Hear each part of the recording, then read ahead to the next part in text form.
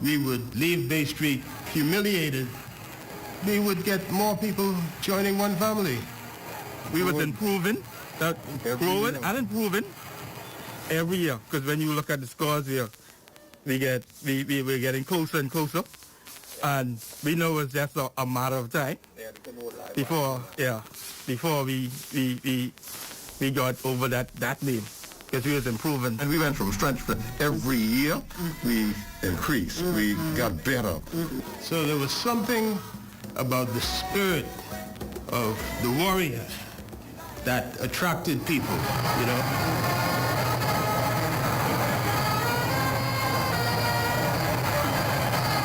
Can't hold live wire too long. For sure enough, we used to win our brave. And they'll turn to say, I would want one family beat me because they can't beat nobody. One day we can get them. One day we can get them. They can let us go one day. Yeah, they can let us go one day. Let's keep waiting, Ricky. Let's keep waiting. In fact, when they had 6 major A groups, the group leaders used to say they'd prefer to get 5th than to get 4th. You know, because say 4th is one family that belongs to one family, you know. And then, one special New Year's morning, something unexpected happened. In 4th position, 4,449 points, the Saxons. In 3rd position, 4,830 points, Roots.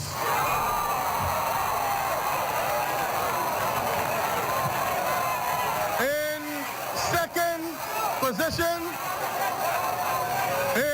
2nd position, only 4 points behind the winner with 5,086 points, the Valley Boys. The winner with 5,090 points, one family. I think that was Africa. Yeah. Yes, African costume.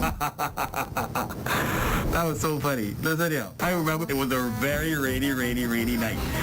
And all of us were battling, right? When I say battling, we were battling.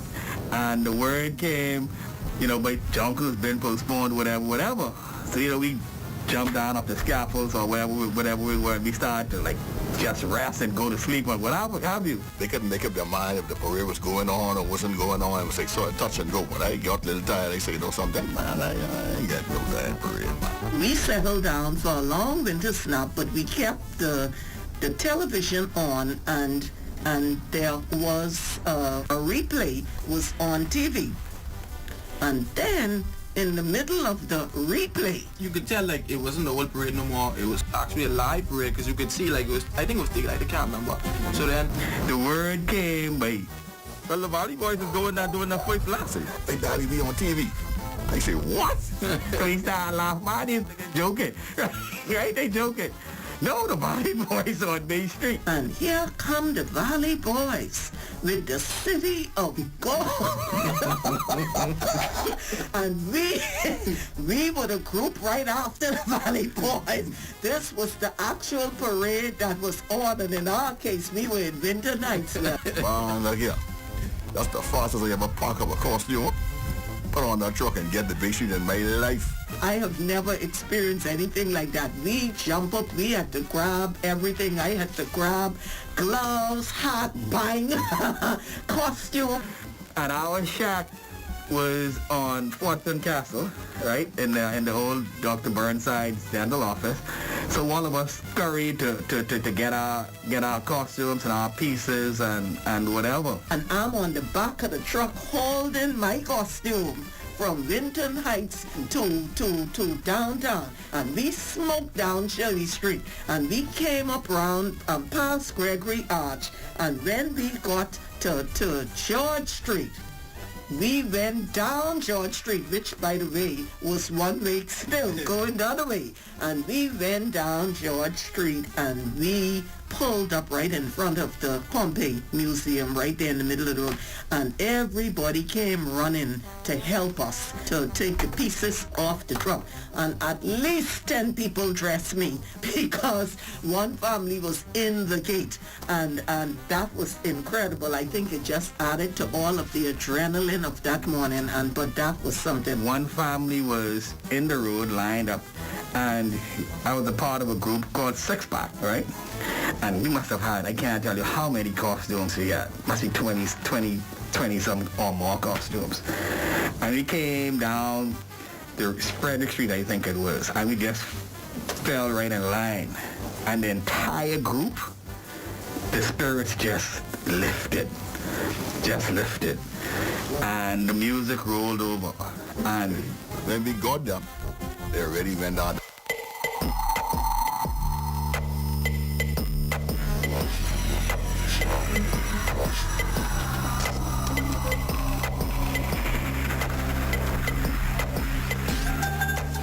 You're watching the ZNS Network, the People's Station. Coming up in the news, the Grand Bahama Port Authority revokes the occupancy certificate for the Lucayan Tower South. COVID cases on the rise once again. Health officials urging vigilance. And the Grand Bahamian living in Barbados gives a detailed account of Hurricane Beryl. The Bahamas Tonight, the Northern Edition, starts now. This is the Bahamas Tonight, Northern Edition. We've wrestled with this issue for some time, wanting a resolution and the best outcome for the occupants of the Lucayan Tower South.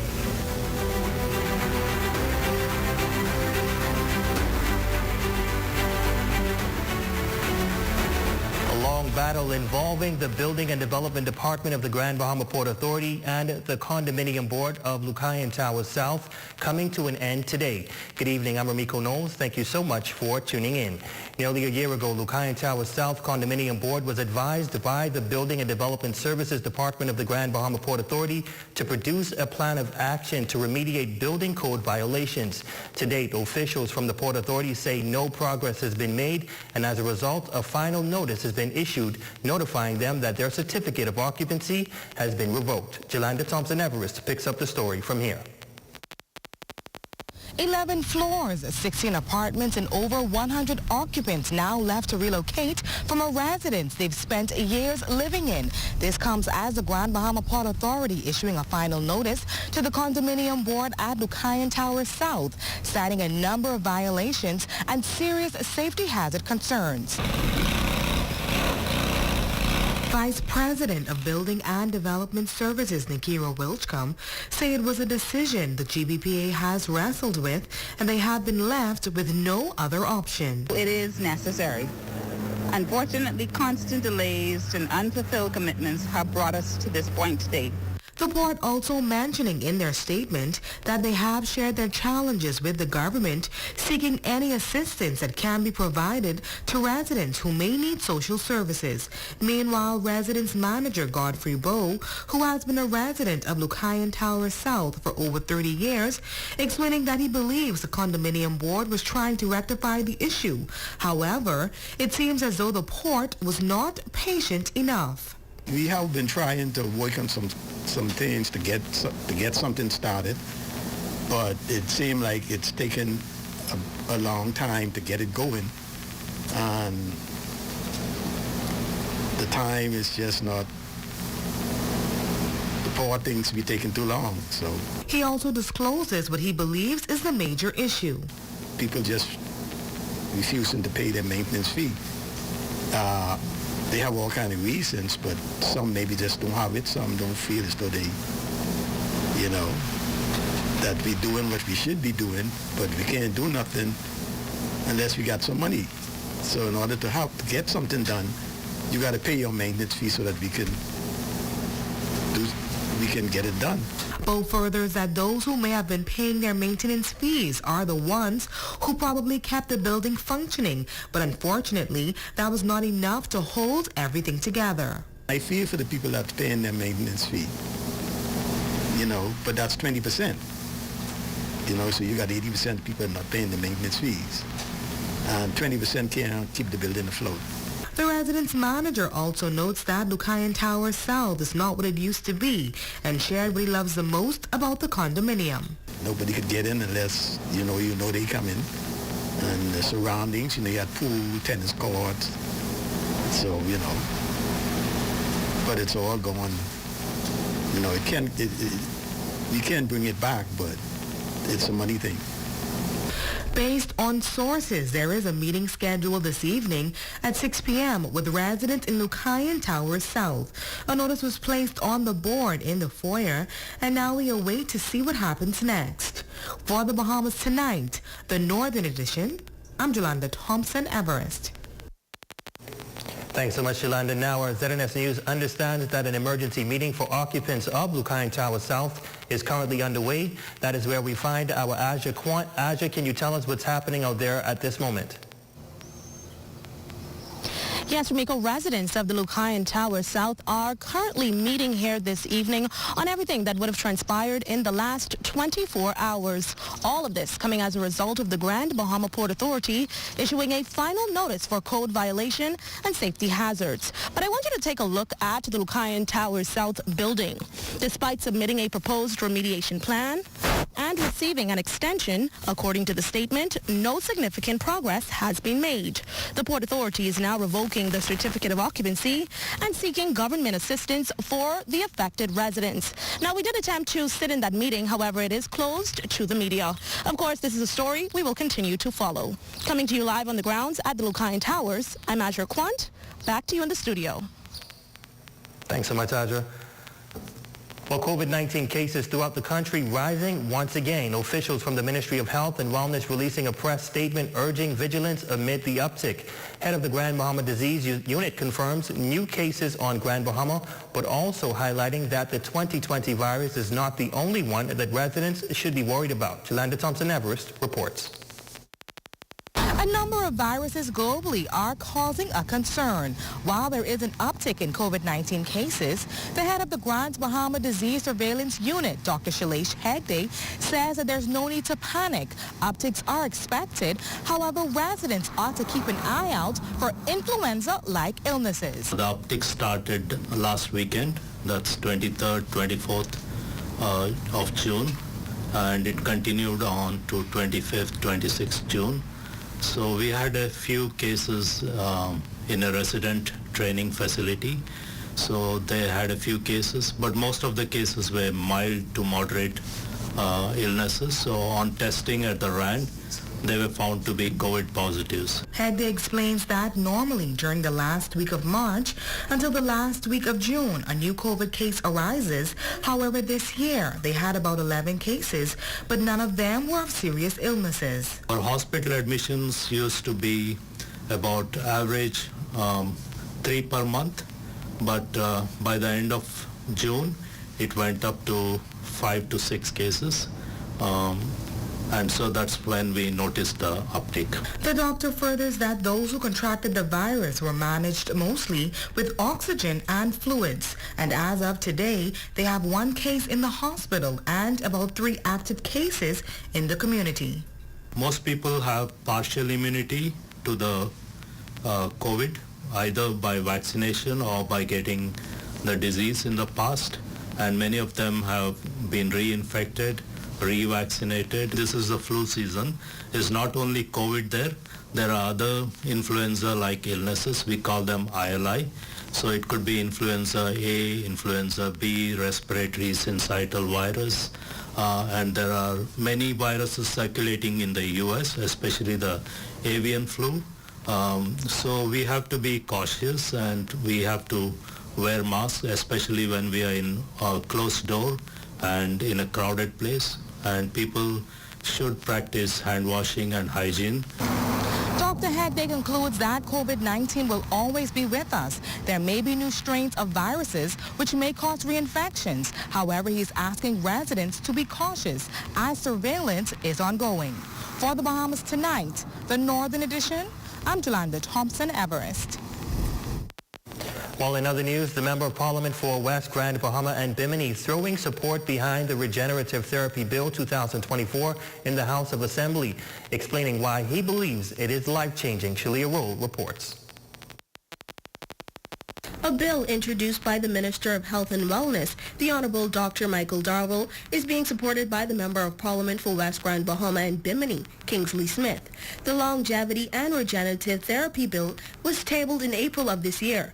The Member of Parliament for West Grand Bahama and Bimini says that Grand Bahama is no stranger to this health market. One of the things that Grand Bahama is being poised to become, or becoming rather, because great efforts are being expended in that regard, is the home of innovation. That includes medical and wellness tourism too. So as an elected member from that island, I would hope that once this bill is passed, our island will be seen as a perfect home for emerging treatment centers and other businesses for this field. If my memory serves me right, we are no stranger to longevity and regenerative therapies. We did once have a company, now defunct, that offered stem cell therapies and treatments. Perhaps we could spur growth in that sector again. Regenerative therapy focuses on the replacement of tissues or organs that have been damaged by age, disease, trauma, or congenital issues. The West Grand Bahama MP says that this form of therapy can bring economic boost for the country. We are seeking to establish the Bahamas as a world leader in medical and wellness tourism, particularly in the field of longevity and regenerative medicine. The establishment of such is expected to provide significant economic, educational, social, health, and job opportunities for Bahamians and residents. MP Smith made it very clear that he agrees with the Minister of Health and Wellness to pursue longevity and regenerative therapy. I say to the Bahamian people, this Davis-led administration cares about you. That's right, that's right. We will get it done. Madam Speaker, West Grand Bahama and Bimini supports this bill. Now, the Longevity and Regenerative Therapy Bill will repeal and replace the current stem cell research bill that was passed under the Christie administration in 2013. For the Bahamas Tonight, the Northern Edition, I'm Shalia Rule. Thanks, Shalia. A Grand Bahamian man living in Barbados is sharing his encounter with Hurricane Beryl as the storm passes along the southeast Caribbean Sea. Jaquan has that story and fills us in. Well, it's leaving a trail of devastation across the Caribbean. Hurricane Beryl becoming the earliest Category 5 storm on record. Barbados being one of the first countries to experience its wrath. Now, a Grand Bahamian man schooling in Barbados is telling us tonight that the experience brought back so many memories from Hurricane Dorian that hit the northern Bahamas in 2019. With just hours to make final preparations for Hurricane Beryl, according to Tristan Lockhart, Bajans were still unclear of how to be fully ready for what was to come. We saw that there were a lot of people who really didn't know what to do because Barbados has not really experienced a major hurricane. I don't think people understood what that meant. So they were asking me, how is it like, or what was it like? The alerts began over the weekend, with Beryl intensifying every hour. That's where my PTSD kicked in, because I would have been home through Dorian, through Matthew, as far down as Andrew in 1992. Initially, Hurricane Beryl reached tropical storm status on Friday, June 28th, but rapidly intensified into a major hurricane by Sunday, packing winds of up to 130 miles per hour. And on Monday, July 1st, the storm made its closest approach to Barbados on passing just 40 miles south of the island. The only thing you could do is pray and hope for the best. Now, the aftermath in Barbados has been severe, with significant damage reported along the coastlines and at the Bridgetown fisheries. Local fishermen have suffered considerable losses, with many vessels destroyed by the storm's powerful surge. With the devastation, I saw a spirit of togetherness. The fishermen and their families were together trying to salvage what they could out of the water. As Hurricane Beryl moves away from Barbados, it is now on a direct path towards Jamaica. The bills in Jamaica, if they can leave before Wednesday, it will be good. Now, good news for Bahamian students in Jamaica. Earlier today, the Ministry of Foreign Affairs issued a statement noting that the Cabinet Office decided to airlift those students from Jamaica by their request. A 50-seater Bahamas Air aircraft was sent to the airport in Kingston earlier this afternoon. For the Bahamas Tonight, the Northern Edition, I'm Azure Quant. When we come back, Flamingo Air clears the air regarding a video circulating on social media. That story, sports, and more after this break. Hear that? If you listen closely, you can hear the heartbeat of a nation. That unique sound of a great country pounding with colorful history, a rich culture, and unwavering ambition. When you look around, you recognize its pulse, the people who love to celebrate, who identify with triumph, a people who know how to be our brother's keeper.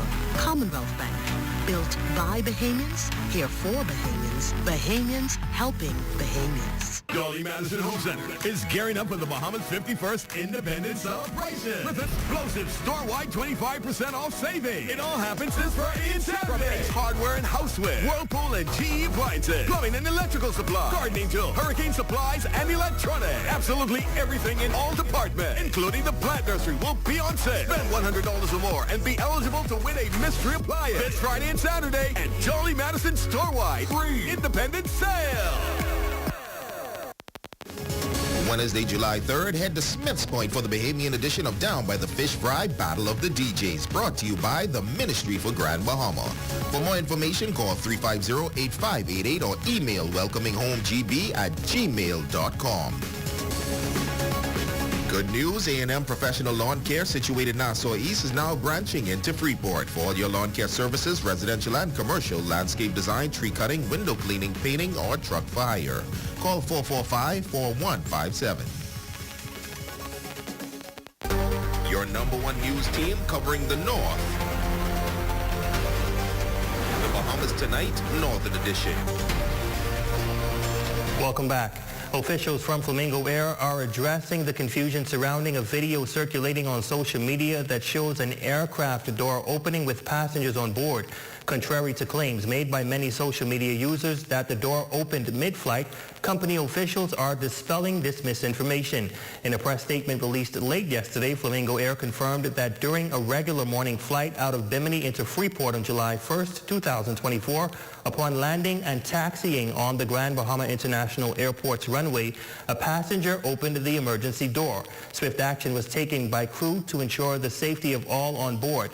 Now, officials say that at no time was there an incident while the aircraft was airborne, as reported by some mainstream news outlets. Now, Billie Jean Ferguson, a passenger seated in 1A on board that flight, is speaking with ZNS News Tonight about her experience. So we took off from Bimini. It had light showers yesterday. Smooth taking off. It was a little bumpy in the air, but the pilots traversed through the weather. Landed in Grand Bahama, smooth landing, no issues at all. And maybe 35 to 40 seconds as we were rolling on the runway, the window for the emergency exit popped open. And it was no big deal. Nobody screamed. Nobody was astonished or afraid of anything, because the window just popped open and landed on the ground.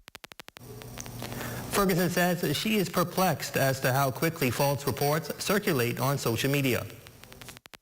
Why would people make up a story?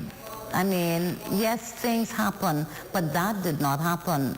We were not in the air. We had already landed, and I looked back at the window and I was like, oh, it wasn't a big deal. Like, yeah, it should be aware of it, but I was not afraid. No one on the plane made any shouts of, oh my gosh, or anything. It was just all calm, and they started to laugh, and one lady pulled out her phone, and, you know, and that was it. We all exited the plane. Well, it's now time for a check on sports. Jay, tell us what's happening. Remiko, coming up in sports, Team Bahamas national men's basketball team victorious in their opening round in Olympic qualifying play. Don't go away. Sports is next, right after this break.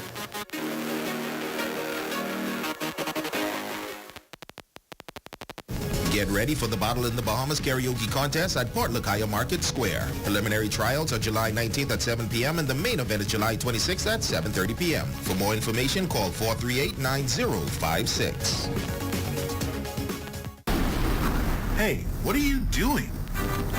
I'm self-insuring my investments starting with this tarp. We all remember the blue tarps after the storm.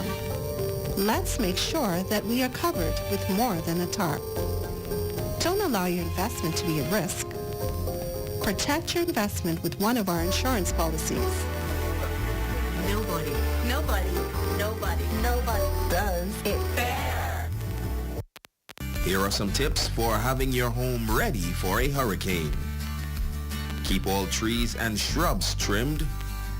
Bring in all outdoor furniture, plants, or any other items that may become airborne due to high winds. Cover windows and doors with hurricane shutters or pre-cut plywood. Clear drains and gutters. And remember to secure important documentation in case you have to evacuate. Don't be caught off guard this hurricane season. Be prepared.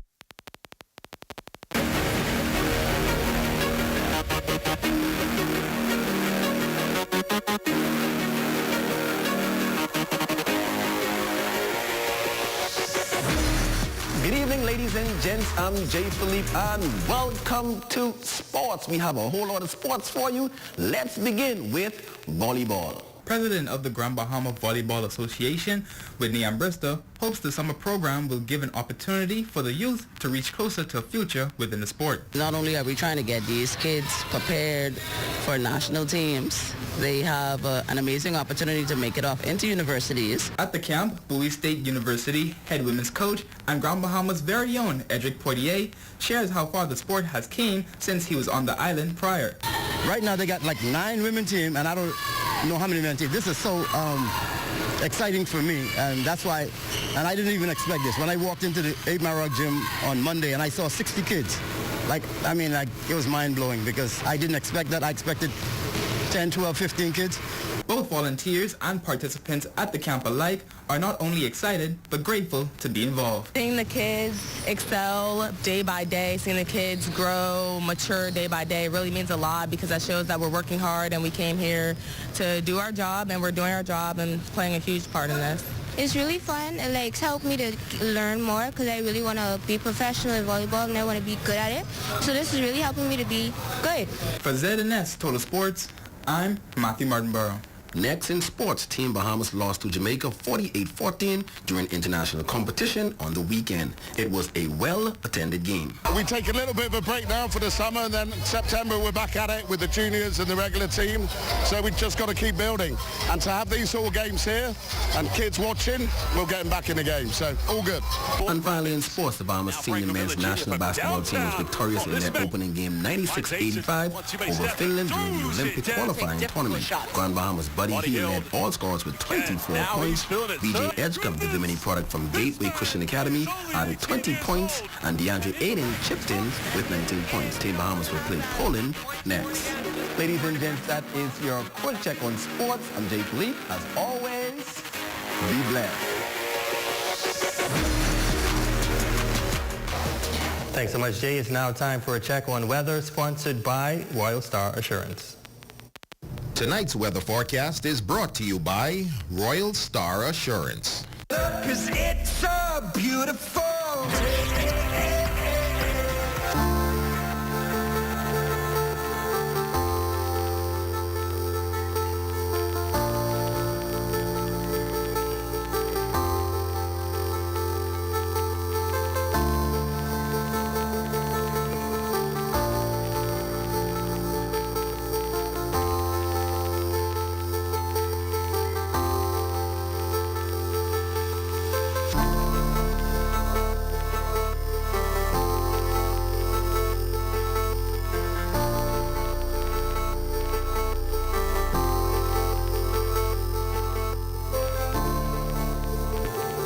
It's now time to ask GBPC.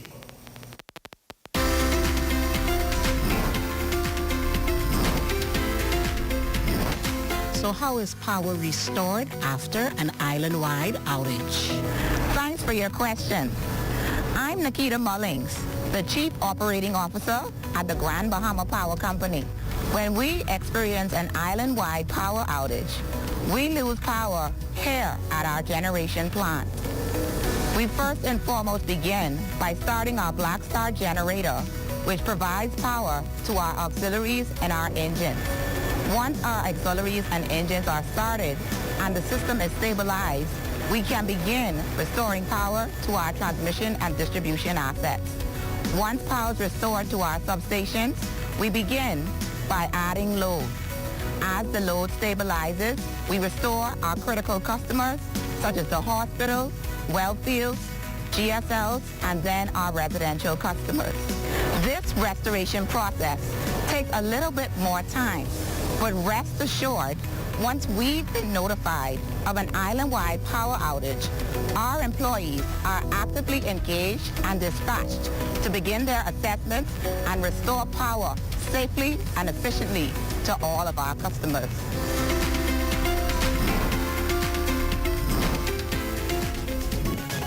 Stay with us, our Facebook friend of the night, when we come back.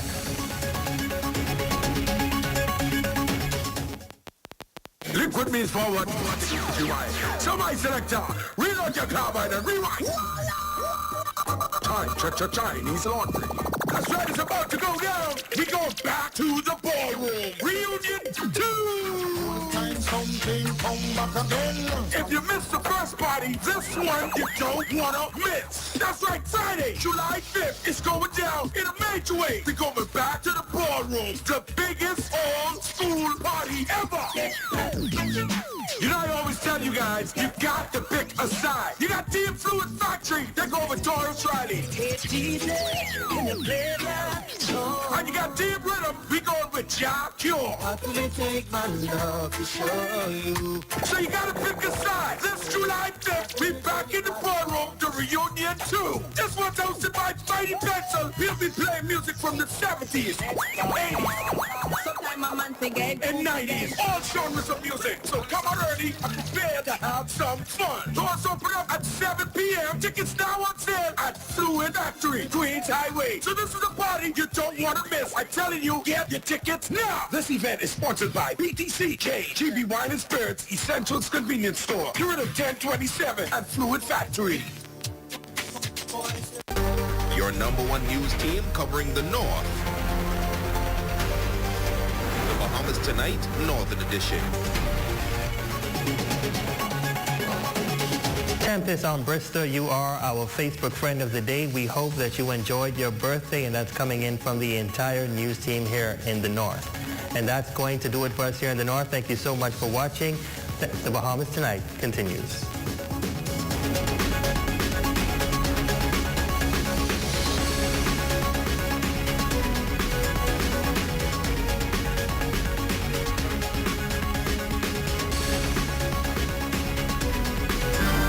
You see on this television station is governed by IRCA's Code of Practice for Content Regulation. The Code of Practice covers matters relating to program content that are of concern to the community, such as local content, news, current affairs, and programs for children, advertising, including political advertisements, and the responsibilities associated with broadcasting in the Bahamas. The code also covers aspects such as access services for the hearing and visually impaired, and the procedure for lodging a complaint about anything broadcasted by this television station. The code is available on IRCA's website at www.ircabahamas.bs.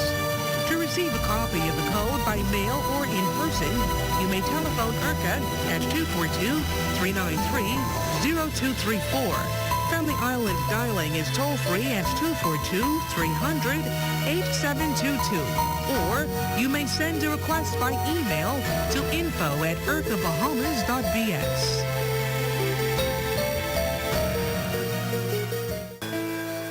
Abuse, domestic violence, suicidal tendencies. Are you being stressed out from these problems? Call the national hotline at 422-2763 or 322-2763. There are trained social workers available 24 hours to help you. Know that you are not alone in this. From June 1st to November 30th, the ZNS Radio and Television Network is the #1 source in the Bahamas for hurricane information before, during, and after a storm. Now is the time to choose your radio and television hurricane season ad packages. Get extra special rates and run the ads only when you want them to run. Call the ZNS sales office today at 502-3800.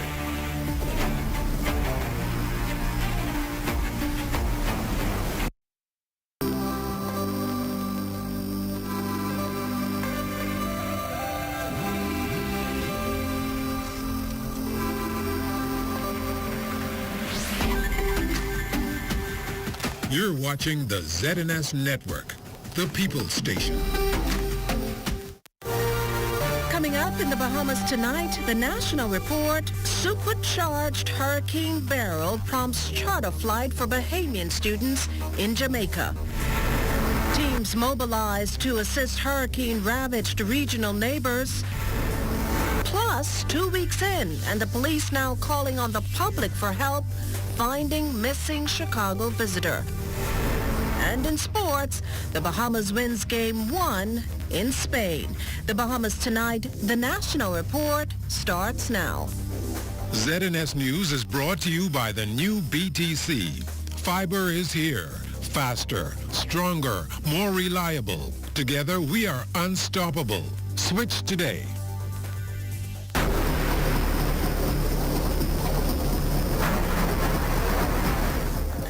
Good evening, everyone. I'm Akash Lapinder, and welcome to the Bahamas Tonight, the National Report. Thanks for tuning in. Power-packing monstrous storm Beryl, nothing to be taken lightly, not when this early in the Atlantic hurricane season. She's already broken records. Taking aim now for Jamaica, the Bahamian government's not taking any chances either, sending a lifeline of sorts to students and other Bahamians on that island. A Bahamas Air flight from Jamaica expected to arrive here in the capital this evening. Our Lloyd Allen is standing by live at the Lyndon Pinling International Airport with more on this special evacuation exercise. Good evening, Lloyd. Well, Makusha, that's absolutely right. Right now, we're here at the domestic terminal at the Lyndon Pinland International Airport, where in just a few moments, we expect that a 50-seat Bahamas Air flight will be arriving from Jamaica.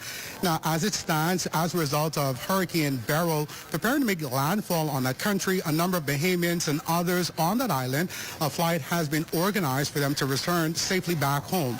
Now, earlier today, we spoke with Kingston's Consul General, Ms. Alvida Knight, who shared a bit more details on this special flight, which includes 33 Bahamians, 1 Anguillian, and 1 Turks and Caicos Islander. As Category 4 Beryl unleashes its fury across the Caribbean, as of 2 p.m. Tuesday, the U.S.-based National Hurricane Center pegged Jamaica as getting a direct hit or a quick passage of the storm. With winds capped at 155 miles per hour, Jamaica Met officials have issued a hurricane advisory, while surrounding countries Haiti, Dominican Republic, and Cayman Islands have all issued warnings and advisories. Now, just hours before the storm's landfall, we spoke with Jamaican Consul General Alvira Knight, who shared plans for evacuation of Bahamian nationals in Jamaica. She confirms contact was primarily made through WhatsApp. So all Bahamians under those circumstances were advised that there is a Bahamas jet 50-seater that will be arriving at the Norman Manley International Airport today to evacuate said person back to the Bahamas. They were asked to be at the airport for 2 p.m. Then anticipated departure by about 4 p.m. on the Bahamas airport. 2 p.m. They were asked to bring their important documents, maybe passport, driver's license, certificates, academic or birth, things of that nature. They can travel travel with a carry-on, a personal item, and a checklist of luggage. The group, inclusive of a number of medical students, also advised to leave keys with a contact on the island and to secure belongings. Knight says despite the announcement of the evacuation flight, there are some Bahamians in Jamaica who simply decided to stay and weather the storm. Their reasoning varying from no major safety concerns to those who are unable to afford airfare to return once the storm has passed. With Beryl being the first Cat 5 storm to hit the Caribbean since Dorian, Knight also adding most Jamaicans are taking the storm seriously. They're not taking it lightly. They're making all the necessary preparations.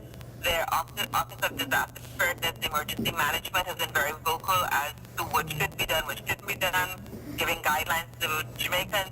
Those living in low-lying areas have been moving accordingly to evacuate. And then there's some of them who just sat in their ways and not doing anything except praying to God for a miracle. And I've never had a Cat 5 experience in my life. I'm looking with a combination of, oh my goodness gracious, and wow, let's see what this is about. And but I'm grateful. What has really propelled me to be going are the thoughts and prayers coming from my home country. I've been inundated with those, and I am very appreciative, not just for myself and my family, but for all of the Bahamians who live here and who've opted to stay here during the storm. Now, Makusha, of course, as we continue to wait here for the arrival of that flight, there have been a number of changes over the last several hours in reference to the arrival of that flight. But a number of persons have begun to arrive here at the airport. One of them, Minister of Education, the Honorable Glennis Hannah Martin. Minister Martin, of course, thank you for joining us tonight. Tell us about the importance of organizing this evacuation flight. Yes, thank you very much. Initially, the Prime Minister spoke with the Prime Minister of Jamaica, Holness, and assurances were given that the students in the Bahamian students in Kingston, in Jamaica, would be given prioritized protection and their well-being would be secured. But despite that, I think that the anxiety of students persisted, and the Prime Minister, hearing those anxieties, moved to have this flight organized to bring these students home. I'm sure that it brings a relief to the parents, be erring on the side of caution. And so we're we're pleased that they're coming, that this anxiety is being alleviated. We pray for the citizens of Jamaica that all will go well. As you've indicated, there are 33 Bahamian students on this aircraft, one student from Anguilla and another student from Turks and Caicos Islands, and they will land here in the Bahamas. And I guess their parents will rest easy over the next 24 and 48 hours. So we're pleased that we have been able to meet the concerns of the young people that are in Jamaica. I'm hoping they're on their way here now. Well, of course, Makushla, as we continue to wait for the arrival of this flight, we will also spend some time speaking with the family members on their excitement and satisfaction that the government did, in fact, bring their relative home safely from Jamaica. We'll have more on this story in a later newscast. Reporting here from the Lyndon Pinley International Airport, Lloyd Allen. Makushla, back to you.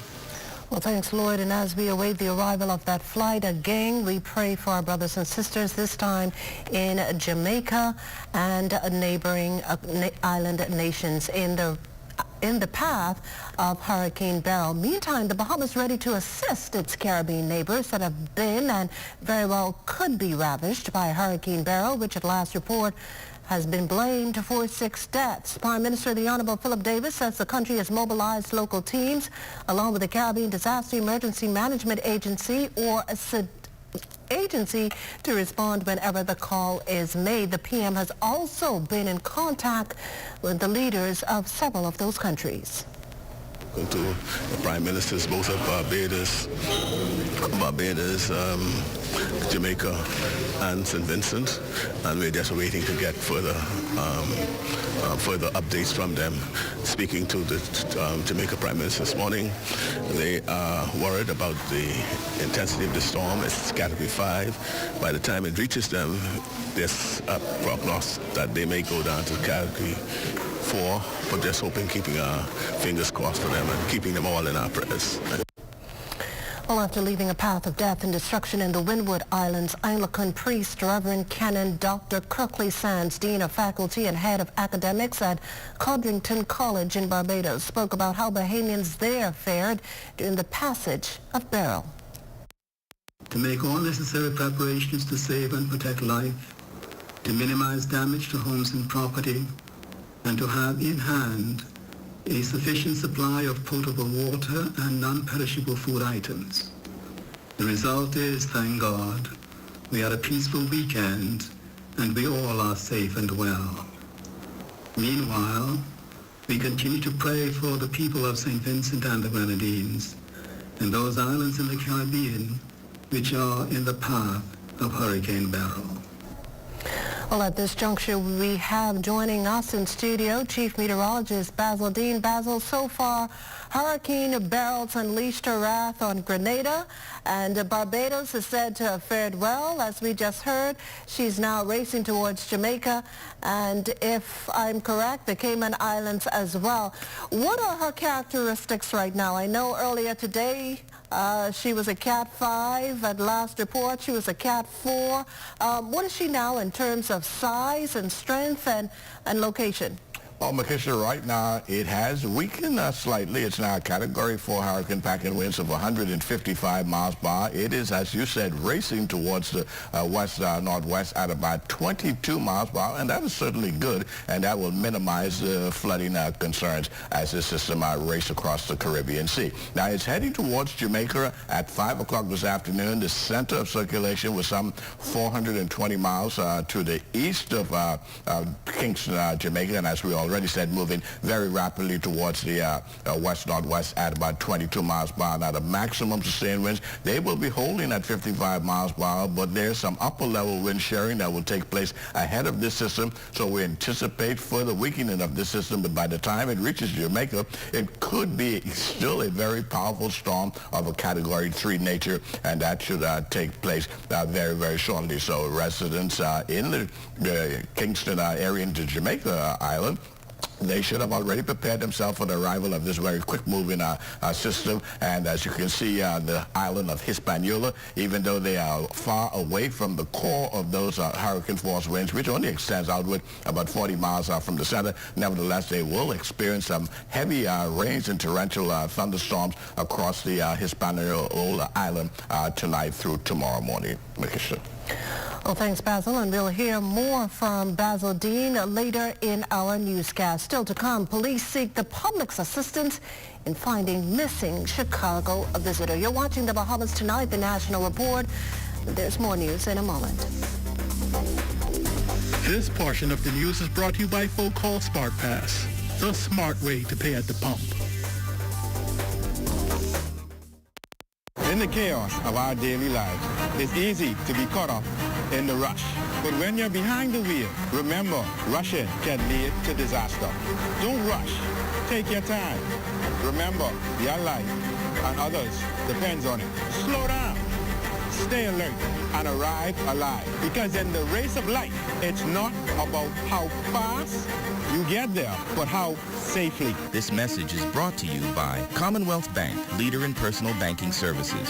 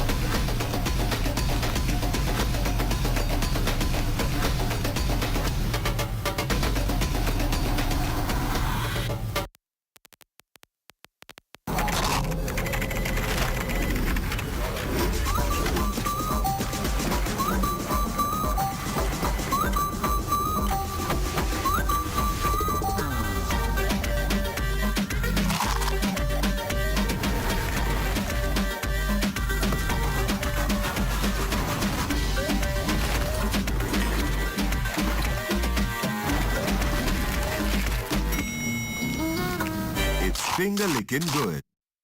Happy Independence Bahamas! Let's celebrate 50+1 together with a unique Janae's Uniform Center Independence print, dry fit polo or t-shirts, ribbons and full bows in black, gold, and aquamarine. Janae's special family package includes buy 2 adults and 3 children Independence polos or t-shirts and get 15% off. Outfit your staff for a special Independence dress of week or day with a different design. For more than 30 pieces of Janae's Independence polos or t-shirts, get up to 25% discount. Janae's Uniform Center Chesapeake Road Independence Selections. Choose your favorite and celebrate 50+1. It's a special time and you deserve the best. Come into Baja and let's de-stress. We'll pamper you and make you feel safe. Get you a nice spa day. Contact us at 323-6711 or visit us online at www.baharetreat.com.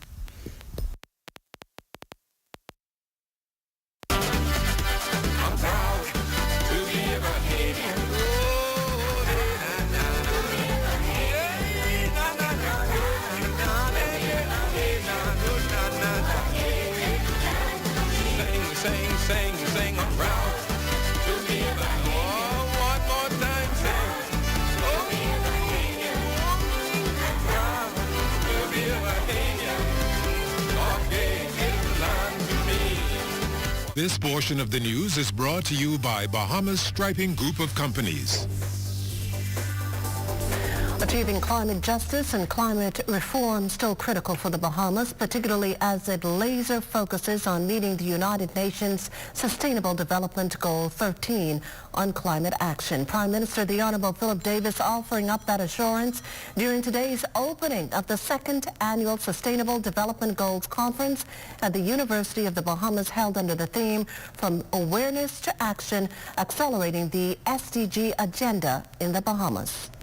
Moving forward, in acknowledgement of the all-encompassing impact climate change has had and will continue to have on our economies and societies, we must fully integrate climate solutions into all of our sustainable development strategies.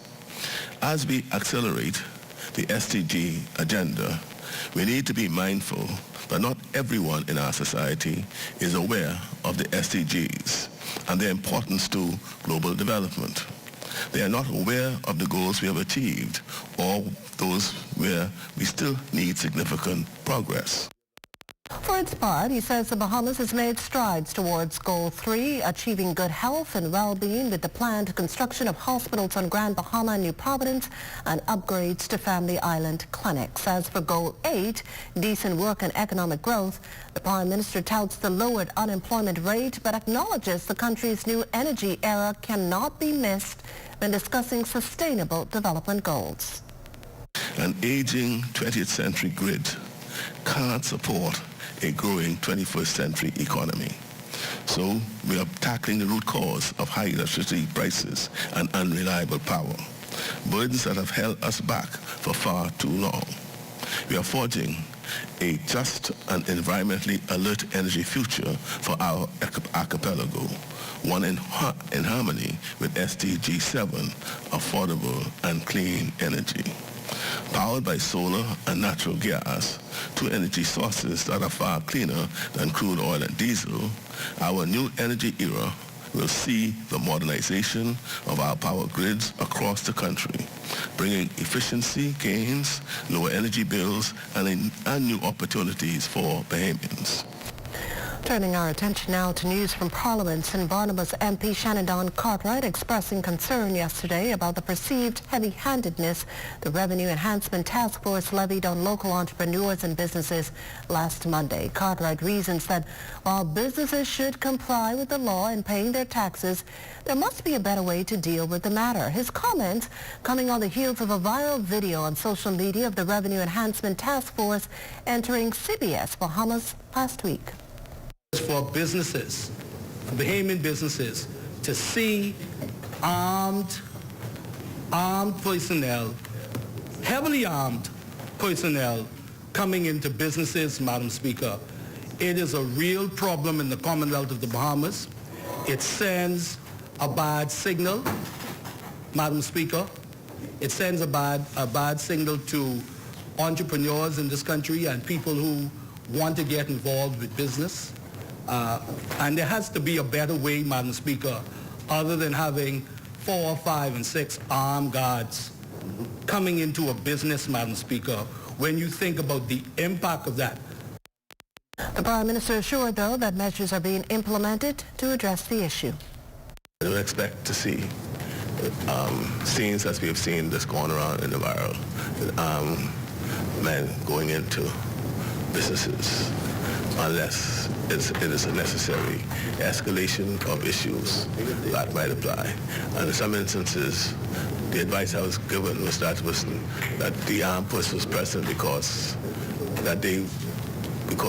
they were collecting cash as well as from some establishment, and they were there for the purposes of protecting the cash as they were going on. But it just spilled over into other areas. And so there'll be a demarcation where they're collecting cash and they need security for the cash, or where they're just going to make inquiries about compliance. And those demarcations are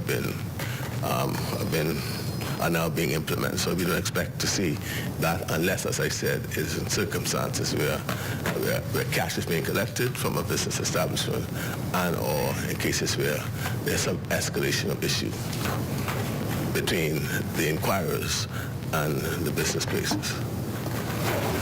So as you say, there's a better way, and the better way would be employed. Well, 2 weeks into the search and still no sign of Chicago resident Taylor Casey, prompting local police to now turn to the public for help finding the 41-year-old. As widely reported, authorities of Ashram Yoga Retreat notified police the night of Thursday, June 20th, that Casey had failed to show up for classes. Since then, officers from the Paradise Island Police Station and the Marine Support Services have searched both land and sea using drones, the K-9 unit, and AI system. This has led to the discovery of Casey's journal and cell phone. Police also disclosing that while other personal effects have been found since then, the American's passport is not one of them. National Security Minister, the Honorable Wayne Munro, last said the FBI was assisting the Bahamas Police Force, which assures it's doing all it can to locate Casey and ensure a safe return home. Well, the Prime Minister, alongside several students from throughout the capital, leading off Time Capsule Day by packaging indigenous Bahamian artifacts and information to be buried by the Independence Secretariat in a sacred space at a date to be announced. The students given the opportunity to write wish lists for those who will receive them after opening the time capsule in about 25 years, that date and time marking the country's Diamond Jubilee. A similar exercise taking place in roughly 33 districts on Monday. This effort of burying or planting a time capsule is one effort to ensure that we don't lose what we have 100 years from now. Because 100 years from now, we can see and know how those of us live by those who are now living at that time.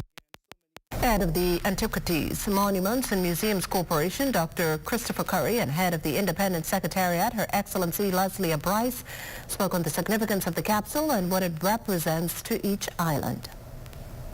What we've tried to accomplish as a committee is to allow each district to really determine what is important and significant for them to put in their time capsule. We gave general guidelines. For example, we suggested to interview the oldest person in your community, but to also interview persons or engage young people. And you see, we certainly have done that today. This historic activity is on the 50th Independence Anniversary calendar of events, and is only fitting that it is happening at the beginning of the month of our 51st Independence Anniversary.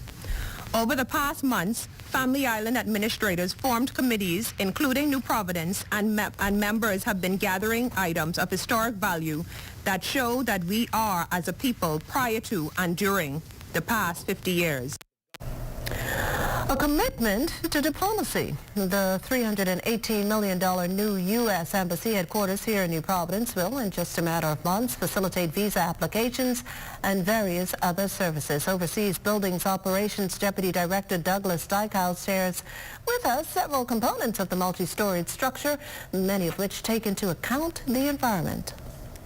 This new facility is a model for energy and water efficiency and climate resilience. Well-insulated equipment saves energy while solar panels provide power. Rainwater collection will conserve water that will be used for the cooling system. Wastewater is treated on-site and used to irrigate the vegetation that you see. And the durable materials that we use throughout will endure the test of time.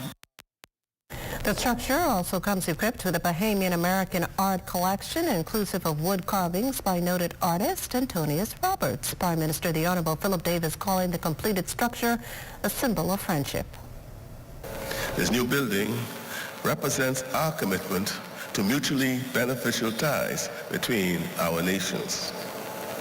It is a symbol of our enduring friendship as neighbors, as allies in pursuit of a better world, and as collaborators building a brighter and better future together. Well, in related news, for the next 3 years, Kimberly Furnish will serve as U.S. Chargé d'Affaires to the Bahamas. Furnish, as we've reported, comes to this role with a wealth of experience.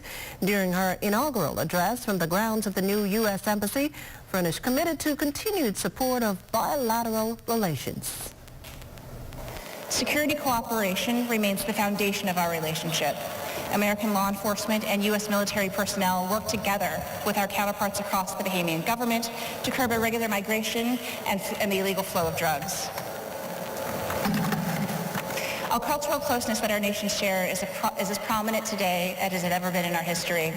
Whether it's the pre-clearance operation at the airport that facilitates legitimate travel, or our American Corner program at the University of the Bahamas, investing in cultural exchanges, the next generation of leaders and people-to-people ties remain my priorities. The Bahamas Tonight returns after this. If you see news in the making, call ZNS News at 502-3800 or email us at znsnews@gmail.com.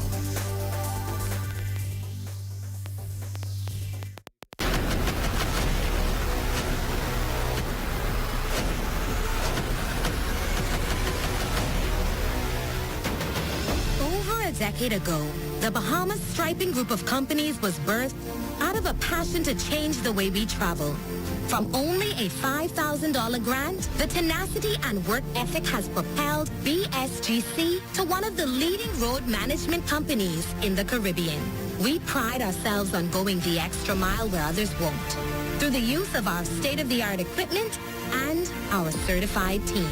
Although the success is commendable, the road has been long, yet the mission continues in striving to be a world-class organization ran by Bahamians for Bahamians. With the help of our experienced and hard-working team, we at the Bahamas Striping Group of Companies are committed to making a difference, one road at a time. This video needs to show us on a different scale. It has to be extra. What, eh? Hey, Clay. Hey, what you saying? Where you is? I right here on the bus stop with my friend. Okay, so we want to shoot this video, and it's going to be extra. All right, Jim. I can just come to you. All right. I need you 25 cents no more.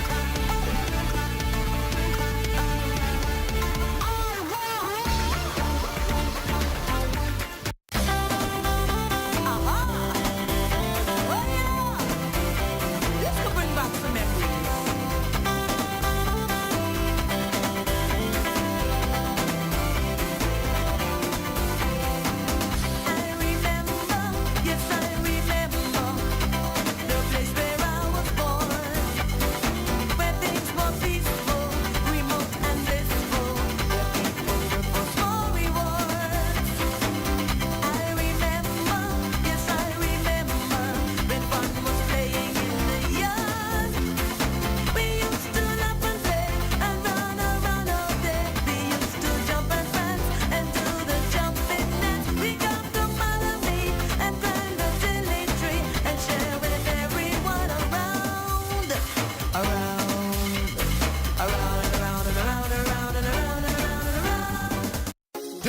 is the Little Caesars Stuffed Crust Pizza. It's a whole new level of pizza with cheese stuffed crust so spectacular that there's nothing left. Pizza, pizza. A delicious pepperoni pizza with the crust stuffed with lots of cheese and brushed with butter and garlic flavor and sprinkled with Parmesan cheese. Hot and ready, simply irresistible. And only at Little Caesars in Oaksville, Carmichael, East Street South, and the Charles Sanders Highway. See Little Caesars BS on Facebook and Little Caesars Bahamas on Instagram for more info. Pizza, pizza.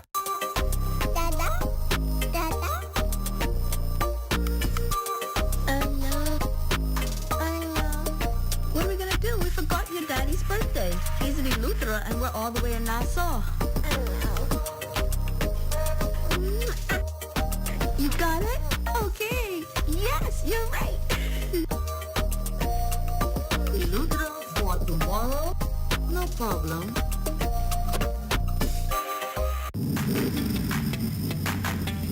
Introducing the Focal Smart Pass app that helps you to fuel up faster.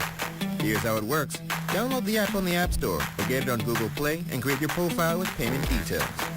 Visit your nearest Shell station. Open the app, scan the pump's QR code, select your payment amount, and begin fueling. Say goodbye to cash and cards because the Focal Smart Pass offers secure and convenient payment options right at your fingertips. Download Focal Smart Pass now and fuel up faster today. The Bahamas officially the region's leading luxury and sports tourism destination, the honor bestowed at the recent World Travel Awards. Praising the achievement, Minister of Tourism, Investments and Aviation, Deputy Prime Minister, the Honorable Chester Cooper, says this reflects ongoing efforts to promote sustainable tourism while providing unforgettable experiences. Well, a new cohort of students have completed their training at the Bahamas Technical and Vocational Institute. During today's ceremony at the Diplomat Center, the graduates received encouraging words from Deputy Permanent Secretary in the Ministry of Education, Technical and Vocational Training, Keishan Bastian, who implored them to make the most with what they have learned. With the skills that you've acquired, graduates, through your training at BTVI, you are empowered with the unique capacity to create opportunities where challenges once existed. Does anybody know what I'm talking about? Say ChatGPT. You are positioned to create opportunities where challenges once existed. You are all strategically positioned to stop awaiting an invitation at the table and create the tables that you want to sit at and invite others to come to your table. A career and technical education will do that for you. PTVI President Dr. Linda Davis says the graduation represents the possibilities that lie ahead for the group, who she called on to embrace the future. We officially release you into the destiny that awaits. We are not releasing you to simply take up space. We release you to embrace great exploits within and beyond the borders of the Bahamas. After all, we live in a global society, and you must not limit yourselves. This celebration is yours, but it is also ours. Meantime, the Bahamas Maritime Cadet Corps making its own special milestone. The celebration held aboard Royal Caribbean's Allure of the Seas. Charlia Jones has all the details in this next report. It's a celebration of 2 decades of dedication and maritime excellence, as well as shaping young minds. The Bahamas Maritime Cadet Corps is a Bahamas Maritime Authority initiative designed to introduce and prepare high school students for career opportunities in the maritime industry. Proud of this significant milestone, maritime personnel are satisfied with the program's growth. What started out as a very small exercise has now grown to the point where we're on 6 different islands. And this year alone, we had in excess of 400 cadets participate in our program. So I think the idea is catching on. I'm extremely proud of the success of the Bahamas Maritime Cadet Corps, which is known as the BMCC. Established in 2004, the program has cultivated the minds of many young cadets. Some of them say they are grateful for the opportunity to participate in this dynamic program. It was a learning experience. I got to meet people. I got to interact with other people. I learned more inside the program, and it was honestly overall just awesome. It's a pleasure to be able to interact with such like-minded people as myself and learn more about the maritime field and being exposed to all of the different opportunities that one can gain from being in the maritime sector. That program credits partnerships with companies like Royal Caribbean to offer students careers in the maritime industry. In 2021, we established a partnership with the Bahamas Maritime Cadets Corps, and since then, we've been supporting through vital scholarships where the students go on to get training in the maritime industry for several different fields. And we, graduate them and have them come on as trainees to, give them different opportunities to learn about the seafarer's life. And actually, we have 4 Bahamians on our crew right now.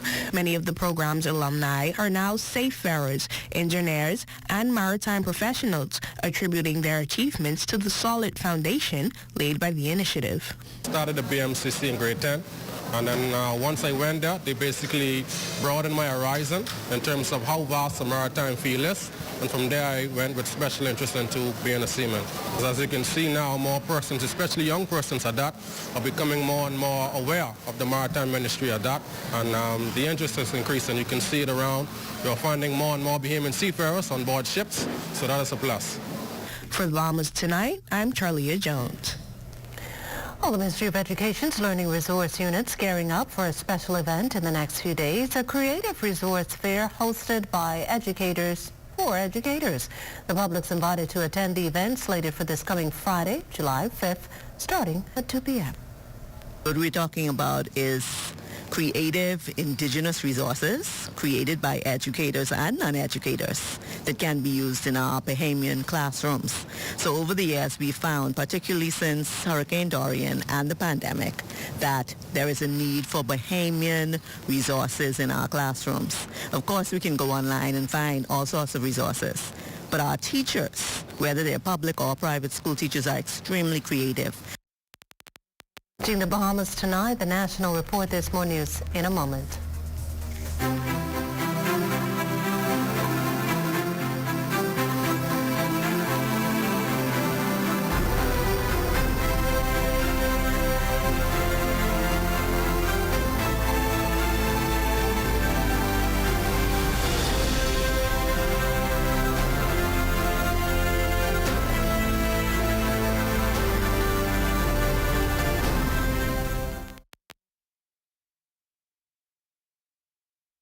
This whole idea of taking swimming lessons to the Bahamian public was something that we thought was a great idea, so we started Let's Swim Bahamas. I've always been a learn to swim coach and a life-saving coach, and so this is now my turn to kind of really see learn to swim being developed. Although we ran swift swimming for some 30 years and we offered Let's Swim lessons, we knew we were only touching a small percentage of the Bahamian public.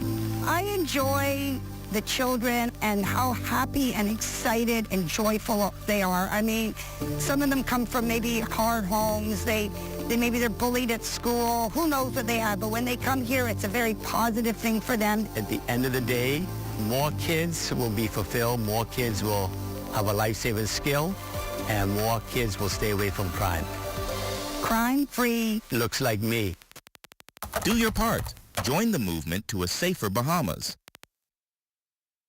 Hi, I'm Brent Burrows, Vice President of Retail and Sales at CBS Bahamas and the CBS Pro Store. So today I'm here to tell you about our price match guarantee.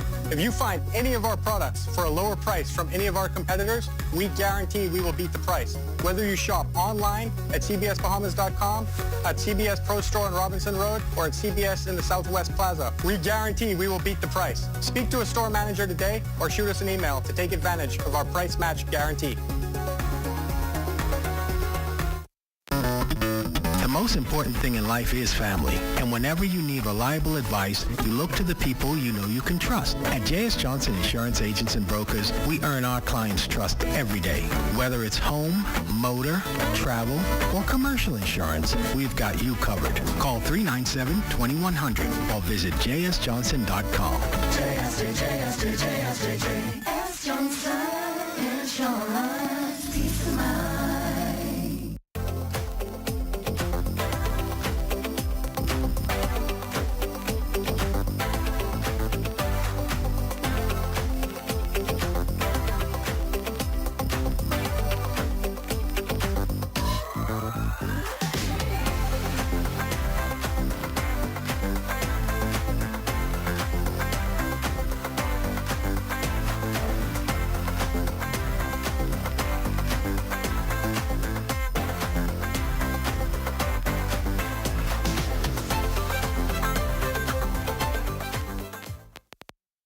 losing your furniture to costly termite damage? You need Rentokil Initial's drop-and-go furniture fumigation, the only service like it in the Bahamas. Simply drop your furniture at a fumigation container located at 5th Terrace, Senator, and collect your termite-free piece within days. Sealed with our termite-free guarantee. Fast, convenient, affordable. When it comes to complete termite eradication, there's only one name, Rentokil Initial.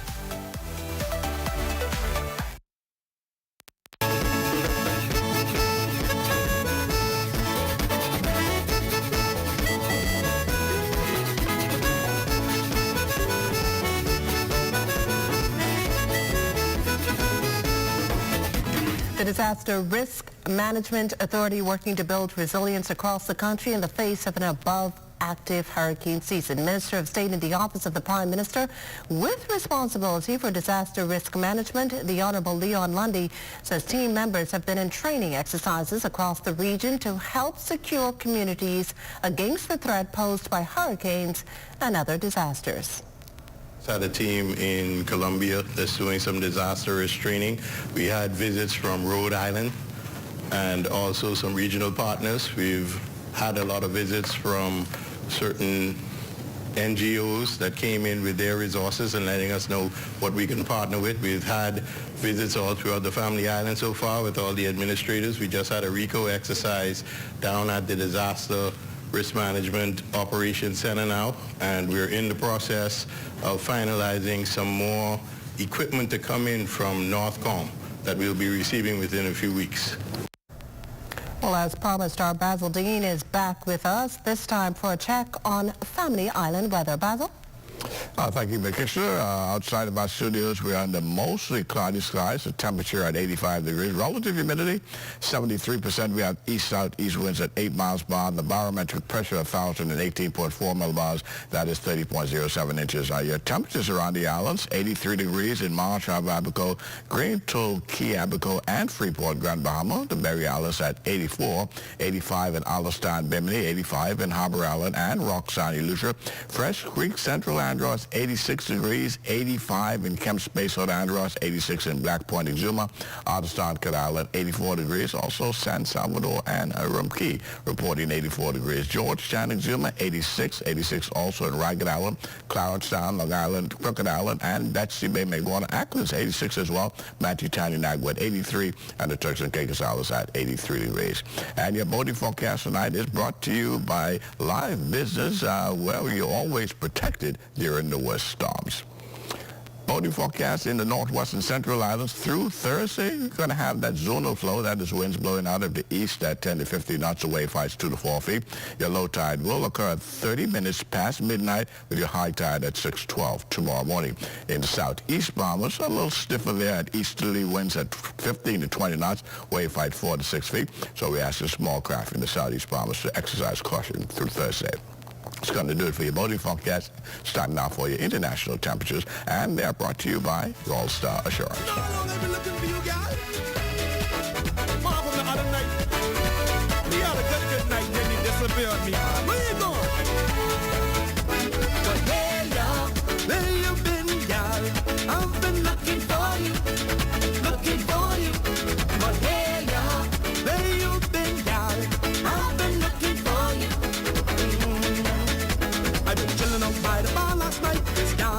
Looking nice, she blow my mind. Well, all the same, I start all the drinks on night and everything. And that's going to do it for your international temperatures, brought to you by Royal South Assurance. For stay tuned, extended weather forecast is still ahead.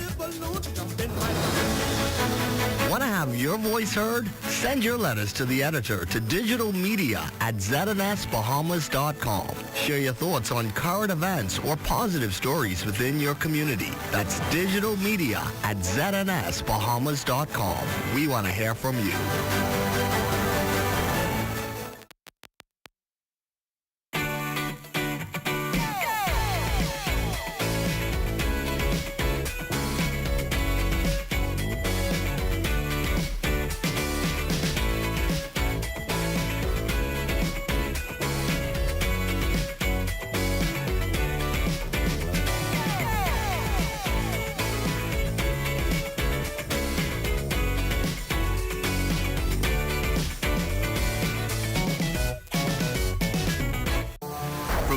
1st to November 30th, the ZNS Radio and Television Network is the #1 source in the Bahamas for hurricane information before, during, and after a storm. Now is the time to choose your radio and television hurricane season ad packages. Get extra special rates and run the ads only when you want them to run. Call the ZNS sales office today at 502-3800.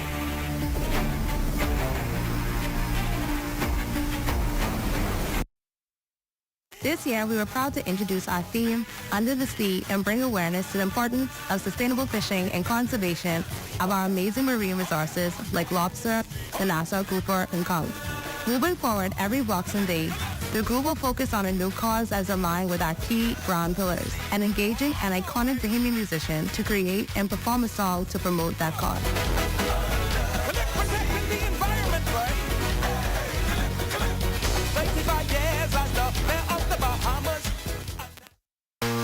We here at Candid Security offer a varied range of security services, including guard service. We do armored service, we do pre-employment investigation, background checks, also let people for employment. Allied business posted PBX is extremely important to our operation. I don't have to be in my office. I can easily get connected with our clients, my vendors, my NASA office, and with our employees in the field, anytime, anywhere.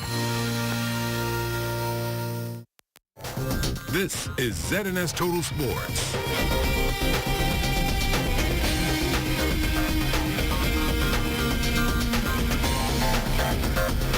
Welcome to your Tuesday Sports, everyone. I'm Amajal Knowles, topping sports. Bahamas men's basketball team moving one step closer to history as the group are racing a double-digit deficit to pick up its first win of the FIBA Olympic qualifying tournament. Our Marcellus Hall is in Valencia, Spain, and filed this report. This FIBA Olympic qualifying tournament update brought to you by J.S. Johnson. Bahamas versus Finland early on. Fans outside building up their excitement. Minister of Youth, Sports and Culture, the Honorable Mario Boleg, also getting ready for today's contest. Team Bahamas, after being announced, getting ready to play this game, an all-important pivotal matchup against Finland. Early on, Bahamas with a good start as they led 27-26 at the end of the first quarter. Team Finland, though, they would respond well, knocking down a number of wide-open threes. That gave them the lead in the second quarter. Bahamas trailing 54-47 at the half. Third quarter, Bahamas down by double digits, 11-point lead for Finland. But this time, the Bahamas responding. VJ Edgecombe and the rest of the Bahamas defensive effort paying the difference here. They came roaring back to take the lead 73-67 going into the final quarter. Fourth quarter, Bahamas with the lead still, but things getting tight in the closing minutes. VJ Edgecombe, Buddy Hield, and others able to come up with big plays. Bahamas closing the door, 96-85, your final score. Buddy Hield leading the Bahamas with scoring. He had 24 points. VJ Edgecombe, the young man headed to Baylor, would finish up with 20, and DeAndre Ayton, 19 points as well to spell the Bahamas as they get a huge win here to go ahead and get themselves set up. They face off against Poland tomorrow. Afterwards, VJ Edgecombe, the young high schooler, saying he was ready for the moment. I mean, I'll be honest, I was very confident. I was trusting my work and trusting the Lord. I mean, he got me here, he gave me the opportunity, so trusting him and my work, so, and then my teammate and the coaching, so I just trusted him, that's all. Buddy Hield, as I said, with 24 points, talked about how important it was for the Bahamas to get off to a good start. Hey, nobody's been buckled up, man. We went 1-2-5 switch, and we figured it out. We're getting burned on some picking pots earlier. We didn't box out. Everybody collectively as a group, including myself. We figured we stayed together, and we made it happen. So the Bahamas with a huge win here again, 96-85 over Finland. They are ready for Poland tomorrow. Job done. First win. Now looking forward to seeing if they can indeed make their way into the semifinals. A good start for Team Bahamas here in Valencia, Spain. Reporting for ZNS Total Sports, I'm Marcellus Hall. Still on hoops here at home, he's one of the more storied local basketball coaches here in the Bahamas. Kevin KJ Johnson continuing to impart his vast basketball knowledge on some eager young hoopers. This as his annual summer camp is currently underway, this year marking a significant milestone as it is the camp's 25th year of operation. Every year we want to make sure the kids learn the fundamental of the game. It's very important. Shooting, passing, defense, proper way to play the game. defensive stance, all that good stuff to make a basketball player a better player. And that's what the camp is all about, making sure they understand the game, to play the game the right way. In baseball news, a major announcement for Bahamian baseball infielder Sebastian Walcott. Walcott will represent the American League as an infielder in the MLB's All-Stars Futures game. Walcott is currently the #1 ranked prospect in the Texas Rangers organization. The 6'4" infielder is hitting .258 with 6 home runs at High Hickory this season and is one of the youngest players in the South Atlantic League. He'll also be participating in the Skills Showcase, both events taking place on Saturday, July 13th in Arlington, Texas. And in swimming news, a former national team swimmer needs your help in his battle with cancer. Our intern, Swanson Gibson, has the story. Former Bahamian national team swimmer Sean W. Neely was diagnosed with metastatic peritesticular rhabdomyosarcoma cancer in July 22, halting his swimming and digital media pursuits at Delta State University. Since then, the 21-year-old has fought through 9 rounds of chemotherapy and a series of surgeries. Neely recounts the moment he realized something was off with his body. By the time it's July, the week before Nationals, I was training with some of my teammates at the Betty Kelly swim complex, and just to get practice some starts and stuff like that. So I realized I couldn't bend down, because of the tumor. I was in so much pain, and that was like a big difference between that Thursday and then that Friday when we was there, literally overnight. Like I couldn't have bent down, I couldn't start. I usually put my block on 2. I was putting it on 5 because I couldn't bend all the way down. And that's when it became a problem. So I just told my parents that, it's time for me to go to the doctor, let's see what's up. The Moffitt Cancer Center in Tampa, Florida, where Neely has sought treatment, is requiring him to make a $40,000 deposit due to him being a self-pay international student. He was also told that the $40,000 would not go toward the treatment and any additional costs would not be revealed until the deposit is paid. Neely maintains optimism, expressing gratitude for all the support shown, and explains how you can help. So much dreams, so much aspiration, so much goals, and even though in life I have faced so much obstacles, I feel like this is the biggest one. Yes, I have a GoFundMe. You could go to my Facebook page. It should be in bio. Sean Neely, Sean W. Neely. Or you could just type in Sean W. Neely GoFundMe and it should pop up on Google. You can find Sean's GoFundMe link on his Facebook page for donations and updates on his journey. For ZNS Total Sports, I'm Swanson Gibson Jr. Thanks, Swanson. And that's been a look at your sports on this Tuesday. A check on weather when we return. This is ZNS Total Sports.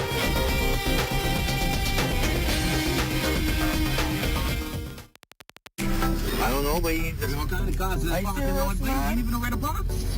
Yeah, just don't park in the... Look at this way. Like, you ain't get nowhere to go. Don't park. Just don't park in the handicap spot. Yeah, that's handicap. No, you can't park in the handicap spot. I can be that long. I can be that long. Handicap spot, Boy, what's going on, dog?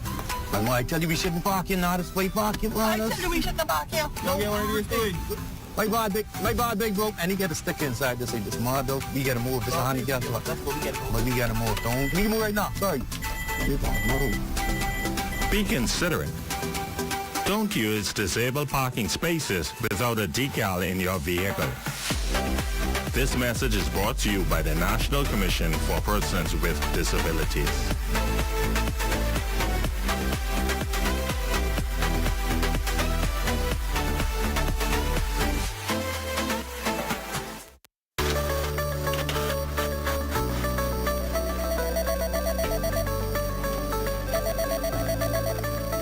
We have more than anyone else. We are the most. We are news leaders, and credibility is the order of the day. Why don't you come to the most? Only the Sun can cover you better than our new digital product with exclusive stories and entertaining content. We are the most. Community TV page and radio community announcements. The most viewers and listeners in the country. We have the most years of the human history recorded. There's no archive like ours. I came back home to bring you even more news and local programming. We're simply the most, the news ZNS. Hey everyone, it's your boy Vontae, and welcome back to another episode of The Drop. 2 minutes to airtime. I came came back home to make sure you had the most in news and entertainment. We're simply the most. And I came back home to make sure that you had the most in information, education, entertainment, and inspiration. We're simply the most. The new ZNS, where only the sun covers the Bahamas better. Time now for weather. In our final look at weather, the tropics not as busy as it has been over the past several days. We have that tropical wave several hundred miles to the east of the Windward Islands. The showers and thunderstorms associated with it has become less organized over the last 24 hours, and the Hurricane Center is now only giving it about a 20% chance of development. And then we are looking at Beryl. Beryl at 5 o'clock this afternoon. We have not got that 8 o'clock coordinates as yet, but at 5 o'clock it was some 420 miles to the east-southeast of Kingston, Jamaica, moving towards the west-northwest at 22 miles per hour, maximum sustained winds at 155 miles per hour, but we do anticipate some weakening of this system over the next several hours as it moves into more hostile environment with those upper-level winds. Will begin to share the tops off of that system. And the forecast trap, going to keep it well on that westerly track, keeping it well to the south of the Bahamas, so no problem there for us at all, save for in the southeast Bahamas and around the Turks and Caicos Islands. There'll be a slight elevation in those winds, about 15 to 20 knots over the next couple of days. And our satellite picture still showing we have that upper-level trough sinking now into the central Bahamas, and that will continue to support pockets of showers and thunderstorms, mainly over the central and southeastern Bahamas. Their forecast for tonight, we're looking at mainly clear, but still very warm. The low temperature, 81 degrees tomorrow. It's going to be breezy with variable cloudiness, 90 degrees for your high temperature. And once again, that heat index, that's going to keep you somewhere around 104 degrees tomorrow. So a very, very, very toasty day shaping up for you. The extended weather forecast, we'll have those off and on showers into Thursday, Friday. A pretty nice day with lots of sunshine in the forecast. Saturday, there can be 1 or 2 showers developing in the afternoon, but Sunday is when we'll see an increase in cloudiness with scattered showers and thunderstorms returning. Temperatures, they will remain in the 90s, low 90s right into Saturday, but Sunday, because of the heavy cloud covering those showers, we will sink those temperatures back below the 90-degree mark. Makishla. Well, thanks, Basil. Before we leave, if there's one thing about a Bahamian is never missing a chance to show up and show out, and the country's 51st independence is the ideal opportunity to do just that. Our West Alex Forbes gives us some paraphernalia options to add to your list of options. As we prepare for independence and showcase our beautiful colors, some of us want to be a little bit different, and we have 2 designers that will help you with just that. Promoting Bahamian culture was the ultimate goal for designer Ravon Burrows and Kiwana Benaby, who not only wanted to showcase their collection during the independence holiday, but the entire year. I've always had a love for, obviously, my country and my craft. This year, I just wanted to be able to tell my Bahamian story, if that makes sense. I wanted to incorporate the things that I love about my country. One of the first pieces I did was the Gombe Soda. It's just close to my heart. I think that Bahamian culture is, beautiful. It's different from all the other Caribbean islands and everywhere else around the world. So I just wanted to, keep it local and keep it traditional and, to our roots as well. These young entrepreneurs welcome the public support and feedback they've received, but they feel as if there's always more room to endorse Bahamian-owned businesses. They insist buying Bahamian works best every time. So yeah, I think it's important for us to be able to support each other. It doesn't take much, even if it's a like, a share, but if it's, if you want to purchase something too, that's always a big help for a small business like mine. Helping to build up your own people, it makes it better for you, your children, your grandchildren one day. Is the first person that, they're going to give back to, the first person that they're going to try to help is their own. For the Bahamas Tonight, I'm West Alex Forbes. Well, thanks, Wes. And tonight we sent huge congratulations to our cameraman, Donnie Sweeting, who today graduated with a 4.0 from BTVI. Donnie, the cupcakes and champagne are all on you. And that does it for the Bahamas Tonight. Thank you for continuing to make ZNS your first choice for news and information. Only the sun covers the Bahamas better. From all of us here at ZNS, thank you for watching and good night.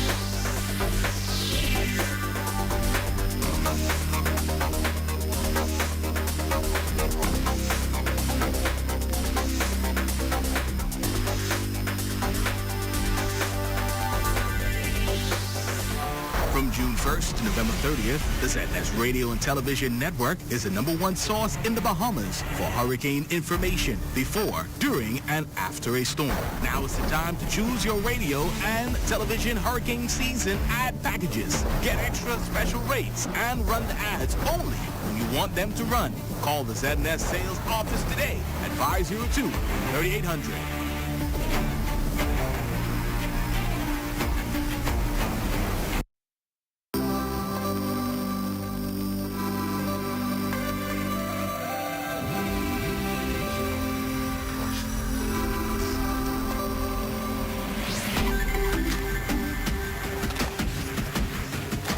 You're watching the ZNS Network, the People's Station. I am a 12th grade student at Kingsway Academy, and I am currently in my 3rd year here. My experience has been miraculous at Kingsway Academy, and I have no regrets on coming here. 3 words that I describe Kingsway is fun, enjoyable, and awesome. I feel like the connections at Kingsway have made me more confident in ways such as I can talk to people more openly now.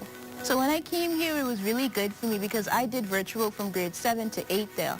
So I wasn't really interacting with my peers and teachers like that because I was more inside. But so when I came here, it was really good because I was like really shy. So I didn't talk to anyone. But the people I made connections with, like my friends, they just came up to me and they were really nice to me. And they were like, oh, you shouldn't be scared. None of us fight. Training children in the Kingsway. My fondest memories would have to would center around my involvement in academic shows like It's Academic, being in debate competitions, being in and winning speech competitions, being able to join organizations like Junior Achievement has always been a passion and a love for me. And so Kingsway's students, the faculty has always been very supportive. When I won Most Distinguished Achiever, I was at the school. With my teachers, they were really nice to me, especially my homeroom teacher. When I first came, and she really helped me out along the way, especially with coming out of my shell.